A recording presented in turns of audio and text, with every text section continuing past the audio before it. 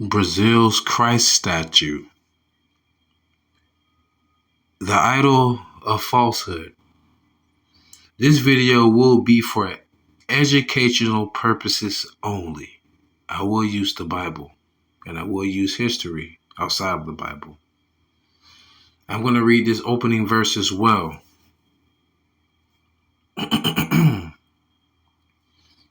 Exodus chapter 20, verse 1. And God spake all these words, saying, I am the Lord thy God, speaking to Israel, which have brought thee out of the land of Egypt, out of the house of bondage.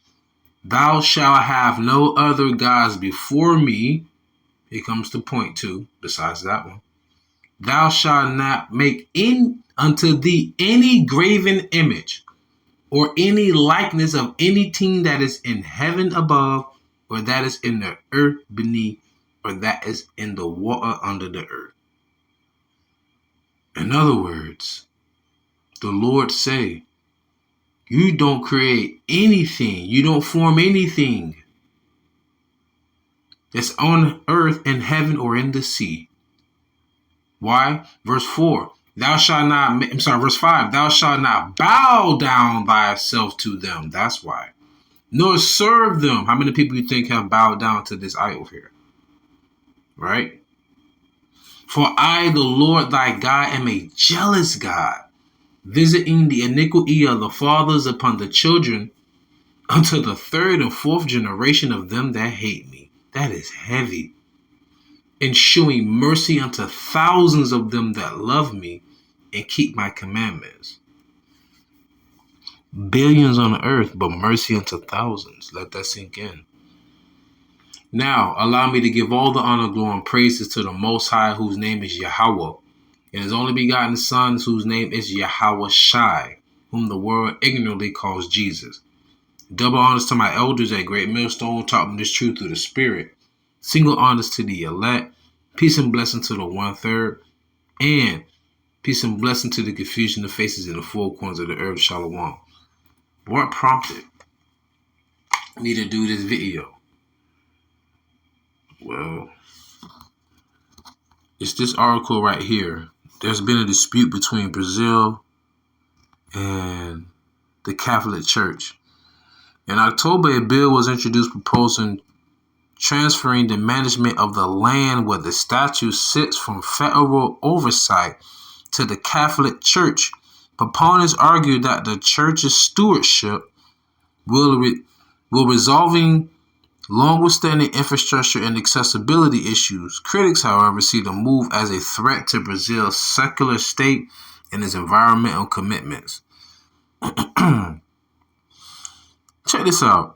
Built in 1922 by the Catholic Church, the Christ Redeemer, I'm reading verbatim, the Christ Redeemer statue is inside the Tijuca National Park, a sprawling 3,953 hectare expanse of restored Atlantic forest, recognized as one of the world's first large-scale reforestation projects in 1861.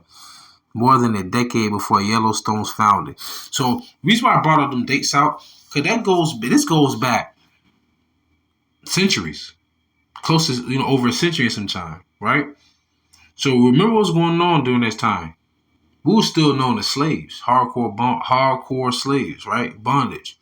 So, as the people in Brazil who are a mix of Israelites, for real, a mix of a plethora of people, because that was the second port that a bulk of the slaves would go to after they would touch down in Hispaniola. First, they would touch down in Hispaniola, Dominican Republic, and Haiti. Then they would send the other shipment of us Israelites, slaves of the Transatlantic slave trade, to Brazil. I'm telling you, you meet some people in this world, you be like, hold on, you speak Spanish? Look like a straight negro, straight up, man. I mean, straight up, man. It's some Yoel Romero, the Cuban, what they call him, the soldier of God in the MMA. That dude is a monster. Oh my God. But you would think he could pass for a Jake. Man, he full-blood Manasseh. You know what I mean? But anyway, let's get back to this. The Roman Catholic Church was a part of the slavery. Remember that? And this goes back to a curse of our people worshiping these idols, and I'm going to get that as well. Bear with me for a moment. Now, a little bit more of the history, the story behind Rio's Christ the Redeemer statue, and how you say Christ in Hebrew is Mashiach. All right. It wasn't until after World War I when the Roman Catholic Archdiocese in Rio and a group of locals started becoming concerned about the, quote, lack of religious faith, unquote, in the Brazilian community. And it was hoped that by placing a massive statue of Jebus on top of a mountain in Rio, it would rebel against what they saw as an, quote, increasingly godlessness, unquote, in the country. The Lord said, do not make unto thee any graven images. Now, that word graven pretty much means to mold, right? To make something, to form something. Now, when you do that, you're going against what the Lord said. The Lord said, if you love me, keep my commandments. Let's go back to Exodus 20 again, okay? Exodus 20:4. Thou shalt not make unto thee any graven image, or any likeness of anything that is in heaven above, or that is in the earth beneath, or that is in the water under the earth. Thou shalt not bow down thyself to none, nor serve them, for I, the Lord thy God, am a jealous God, visiting the iniquity of the fathers upon the children, unto the third and fourth generation of them that hate me. What did YAHAWASHI, who in the world ignorantly called Jesus, say to the disciples? If you love me, keep my commandments. What's keeping the commandments? Not building any graven image. Y'all build a big ass statue, but you came with the Bible, right? So, what is sin according to the Bible? Sin according to the Bible is to transgress the law, to go against the law. The Lord said, if you love me, you keep my commandments. So if you build a graven image to me, you hate me. All those who hate me love what? Death. Proverbs 8:36. So as Brazil, the Brazilians, the Israelites, and some heathens amongst them, and the archbishops or the papacy in Rome, now they're having a dispute about this freaking idol of falsehood. This is crazy.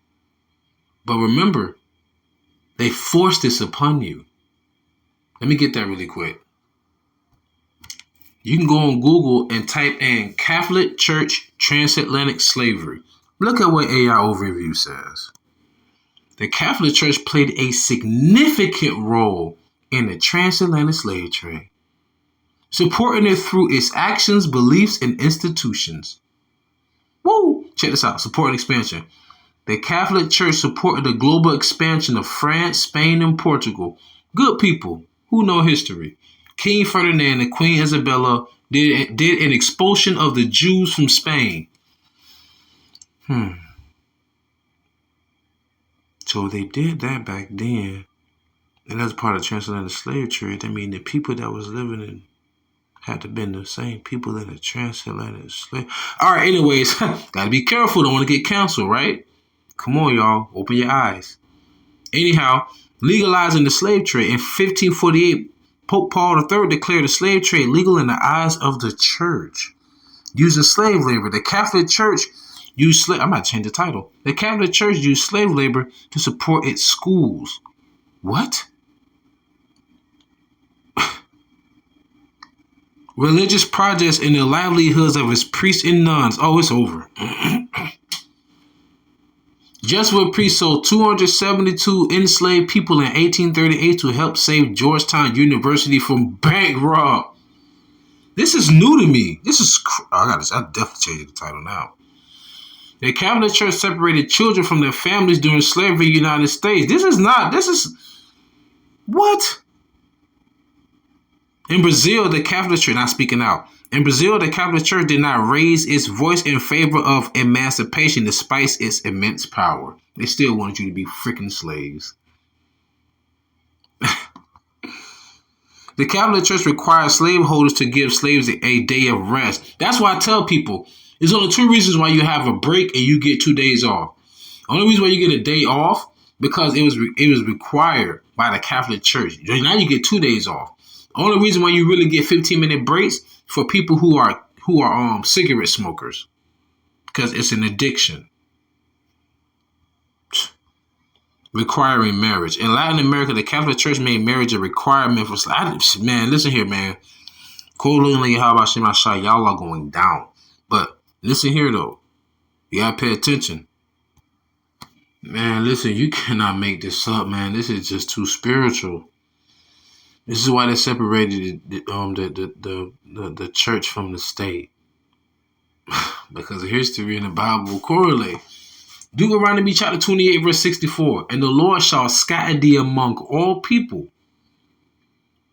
Among all people. Let me show you a map of the transatlantic slave trade. Let's read it again to give you some more justice. Deuteronomy chapter 28, verse 64. And the Lord shall scatter thee among all people from one end of the earth even unto the other. And there thou shalt serve other gods. The statue in Brazil. Which neither thou nor thy fathers have known, even wood and stone. Now look. Okay. The transatlantic slave trade, primarily, it was a tri-continent slave trade. Because the number one resource was who? Us, the people. But the goods that the other heathen nations wanted to buy, we had to gather. And it shows you on this map right here where tobacco, coffee, cotton, sugar, mining, and all the rice were. And that's where we predominantly we'd be working at, and they would ship the rest of these goods to the rest of the world, which is why all you nations go into captivity. All nations. So it says slave trade from Africa to the Americas. But remember now, I just read earlier where it said that they pretty much started from where? Spain, Portugal, and France. Hence, it was the clay pieces were created in France and it was shipped to Brazil. Matter of fact, let me see if I can get that. Right here. The original statue stands in Brazil. The statue was made in France, after which its clay pieces were shipped to Rio de Janeiro, where it was reconstructed. Like I say, it don't matter if you speak Spanish, if you speak French, patois, or English. You still was conquered by Edomites. Caucasian men from France, Spain, and from England. Okay? Let's get back to it. I'll read it one more time. Deuteronomy 28 and 64. And the Lord shall scatter thee among all people from one end of the earth even unto the other, and there thou shalt serve other gods which neither thou nor thy fathers have known, even wood and stone. And among these nations shalt thou find no ease, neither shall the whole sole of thy foot have rest, but Yahweh shall give thee there a trembling heart and failing of eyes and sorrow of mind. And you know what's so heavy about that? That's why there's no such thing as black Hebrew Israelite. That's so stupid. We've been scattered all over the freaking world. So you think about the poorest of the poor of the nations in the world, even the heathens. If you see them mistreating them poorly or badly, 9 times out of 10, they're our people. They just don't look like us. That's why in the book of Revelation, the 7th chapter, it speaks about the mixed multitude, speaking different languages. Remember, the Lord's going to have to take us down to the into the wilderness to plead with the remnant of Israel. I know I'm kind of going into prophecy, a little heavy, but in the future, but this is the truth. We scattered all over the world.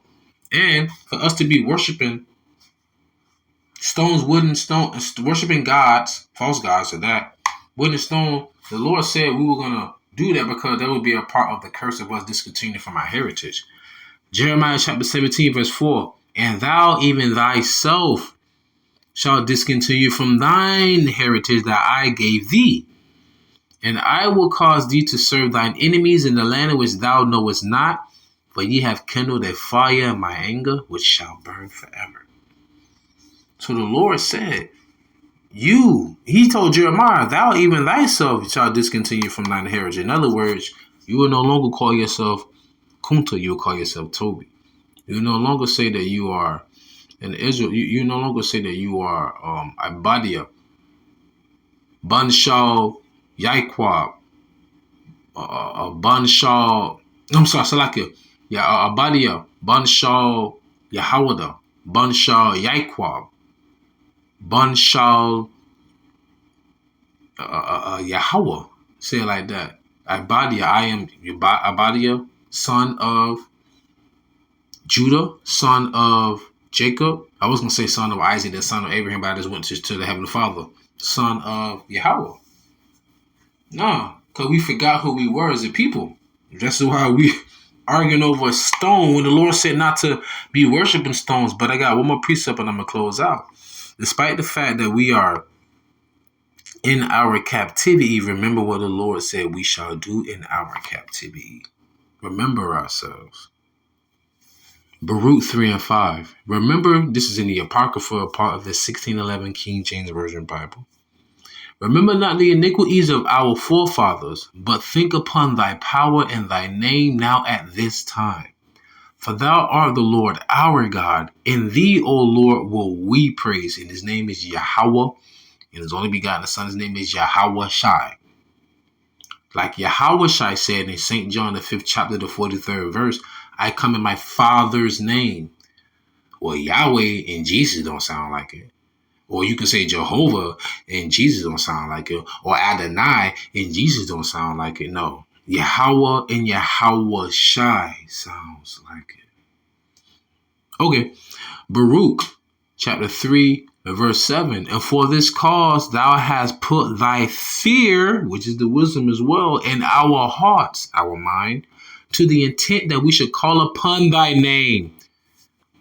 Oh my God, that's heavy. So the Lord put the fear in us to call upon his name. IUIC don't fear Yahweh. That's why they deny his name. That's heavy. It's like it. And praise thee in our captivity. That was the focal point. But the Bible never ceases to amaze me. It's beautiful. For we have called to mind all the iniquity of our forefathers that sinned before thee. Yeah, we call to mind. And also verse 8, behold, we are yet this day in our captivity when thou hast scattered us. That's why I brought this out. For a reproach and a curse. So why did we go into captivity? Not because Esau came out the Caucasus Mountains and conquered the world. No, the Lord said that was going to be Esau's blessing anyway. And your pride will deceive thee, which goes before destruction. But the Lord said because of our disobedience, because of our sins, our reproach, the Lord, put us in a captivity because we sinned. Baruch 3 and 8. Behold, we are yet this day in our captivity where thou hast scattered us for a reproach and a curse, and to be subject to payments. That makes you a tributary. That means that you've been conquered by another nation. That's why you pay taxes. Remember when Yahawashi parents had to go pay taxes? Was that Luke, the 2nd chapter? According to all the iniquities of our fathers, which departed from the Lord our God. Hear, Israel, the commandments of life. Give ear to understand wisdom. So with that being said, I truly pray that y'all was edified and fed. Stay in the spirit, don't fear it, just endure it. Ask for forgiveness, pray without ceasing, stay humble, remain diligent. Kwama Sha'Allah, Mafla Babal, Shalom.